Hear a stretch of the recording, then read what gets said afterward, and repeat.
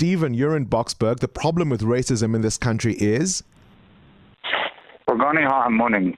Thank you for your show, and I think this is a very emotional issue, and I've heard the caller Glenn as well as your last caller.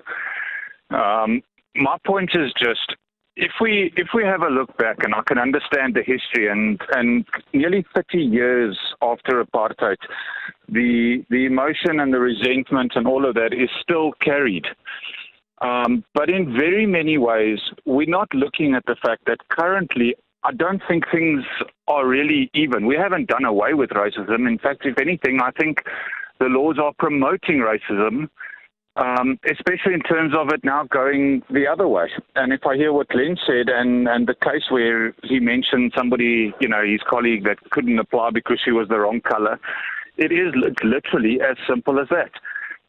In corporate world these days, if you want to get government tenders, government work, you need to comply with BEE, and then it literally means selecting staff based on their color and not necessarily their skill. And I think, if anything, we need to recognize that until we can say he or she, irrespective of your color, we treat you for the person you are as an individual, and we are all equal, I think it's going to promote this inequality into perpetuity, irrespective of which way it swings. Stephen, you know what makes me sad about some of what you've said? There seems to be this idea that employment equity and transformation is a kind of punishment. By bringing this false equivalence, and I think it is a false equivalence, of apartheid and everything that underpinned racism and the racist laws of not only apartheid, in fact, but since the start of colonial times, with the imperative for transformation and employment equity and all the requirements, it misses the point altogether. Transformation isn't about ticking the boxes in terms of having the requisite number of black people in either your staff complement or your shareholding.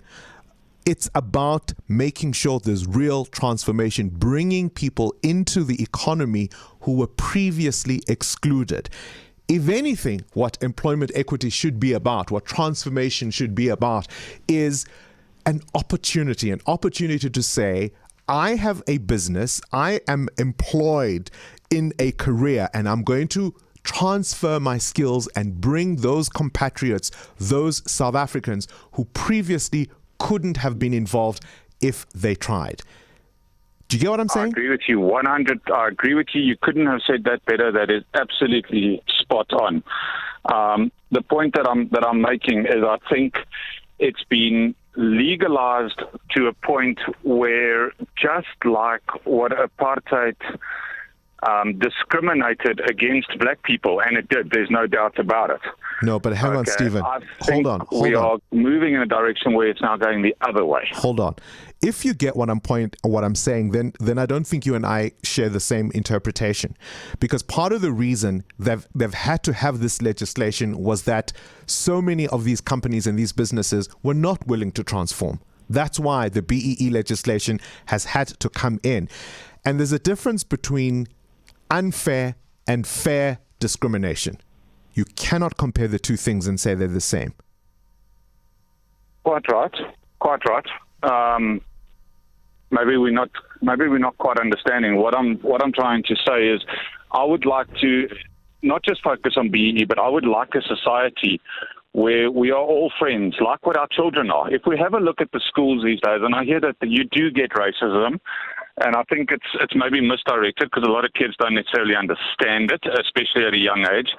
But if I look at my children, they do not see color. It doesn't cross their mind. And that's the society I want to get to, where we are all one nation, irrespective of what your race is. Current events, developing stories, tough questions, your voice making a difference. This is Breakfast with Bongani Bingwa.